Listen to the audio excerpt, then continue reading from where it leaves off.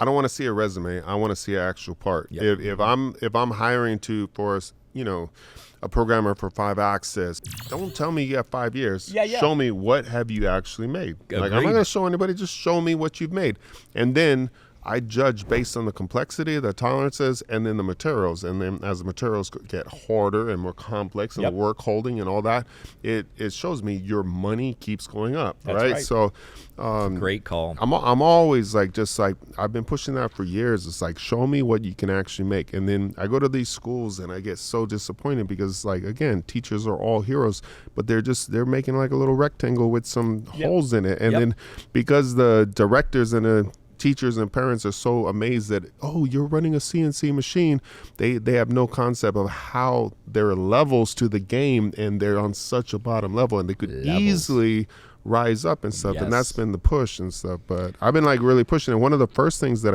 I forget if I came out with a video or I was just talking about it on Academy, but I came out and I just said, look, one of the best things you can do is actually get like a briefcase with foam and do cutouts and actually put all your parts and then take that as a resume. I think we made one, and then I featured it, and I said, take this to the employer, pull out your parts, show them the surface finishes, talk about, the programming techniques, how you solve problems and did different things. And a lot of people, they'll watch it and like not think about it. Gabe went out and actually bought a bunch of these briefcases and actually had the students actually cut out the foam. So when I went up there, they all had them. Yeah. And they all had their little case and they had their parts. Is that? Yeah. Here's what I did. And the employers were like literally losing their mind. They were like, you made these? Yeah, this is crazy. The one specific one that I really always reference, he comes in and he has his briefcase down here, and I could see you've done some cutting. Yep. Would you like to see some of my work?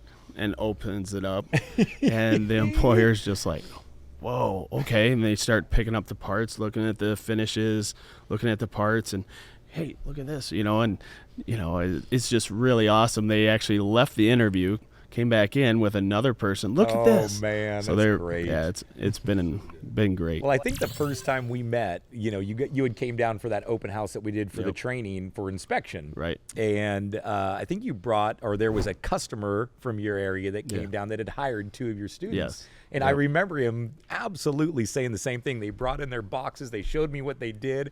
And he was excited just telling the story. And I'm thinking, like, and he doesn't want to hire anybody else. No. Yeah. But Gabe's students. Look at this. These Gabe and kids Josh's. are amazing. Yep. Yeah. So great. Super good. Love it. I just love that you take it and put it into practice, and that's why I just, every time I see your posts, I like resharing it and all of it, man. Well, super good. It has revolutionized my class. I mean, I am always preaching about it, talking to other teachers about it. We have 43 machine tool programs in the state of Michigan, and I'm always concerned that I'm going to, just badger them with it, but it has been amazing. Before the academy, I was always machine vice and 1, 2, 3 blocks and things like that, which are good tools to have and, be able to make your own tools. That's awesome. But it just shows a real life part that you can, highlight your skills, and each one builds on the next. So it's been amazing. Every time I'd go out and try to bring awareness by creating this TV show and showing manufacturing on a high level, I would see fault like in the shops that I was going to, like millions of dollars, like crazy, like billion-dollar companies. And then, man, I want to showcase this stuff, and yet they're on such a low level. They're running so slow, or the setup is just not sound or something. So I'd always see like, man, there's a problem. But then you go to the schools and you see the schools and you're like, man, they're just not teaching, like, and they're not making enough parts. You need to make parts and then make another one so that they understand the process, not just like one part and you finish that and now we're gonna go do something completely different, with a complete different thought. Like, how do you learn? You learn through repetition and learn that stuff. About Titan 3 to 5 in that realm. Yeah, the students are running parts on their own. Yep, they get the process. They get that process, and I'll still do a double check, because we're learning. I'll do a double check, but then, 6, 7, 8, 9, 10, they're almost, and by 10 for sure, they're just flying. Rolling. You know, Well, that's the thing too with CAD. They're sitting there with these basic parts, doing the basic shapes and profiles and chamfers. They start building those skills by the time they're, to the aerospace parts, because I use those as extra really hard parts. Wow. They've got to go in. They've got to ISO grid. They've got to get the models, and they've got to take measurements off of them. They're able to do all that on their own. So great. Super good. it's been awesome with all the other teachers in the state. They're starting to get into Titans, and one teacher from Lakeshore High School, he actually said, he goes, I have never cut this many parts or this many chips in a year. There you The students go. are just ripping. Exactly. I love how Michigan is just like all about it, and now it's on the CTE website. Now it's like so. The state of Michigan went through a review process, CPG grant, where the federal government, Perkins 5, said we need to have credentials tied to every CTE program, and other states, they said, oh, machining, and you will use this credential.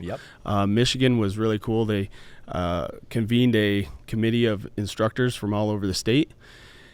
They then surveyed industry, saying what credentials do you value, which would help a student either get hired or advance. And then from there, the teachers talked, what curriculums do you use, what credentials do you use, and I'm like, oh, I know about CNC and CNC Expert. And so I shared that, and we have some other options too. But the biggest thing is, at the end of the day, the credentials that you can choose from, the teachers have a choice in what they use. So it's been awesome. And so now this is a state standard. So this state of Michigan, to satisfy the credential requirement, we can use Titans of CNC So Expert. great. So Titans 1 through 4, the CAM and the CNC cert, you get those certifications, and then you have a credential for Titans of CNC Mill 1. That's awesome. Mill 2, and Super then Mill proud. 3. I was gonna say earlier, like I don't like beating up on people, but greatest country in the world. Like our country was founded on manufacturing, man. Yeah, I mean, it was. we manufactured it and stuff, and I just love that now Michigan is like just so about Titans of CNC and the academy and stuff. And again, we give everything for free. We're not making money off Right, it. right. We're giving it all for free.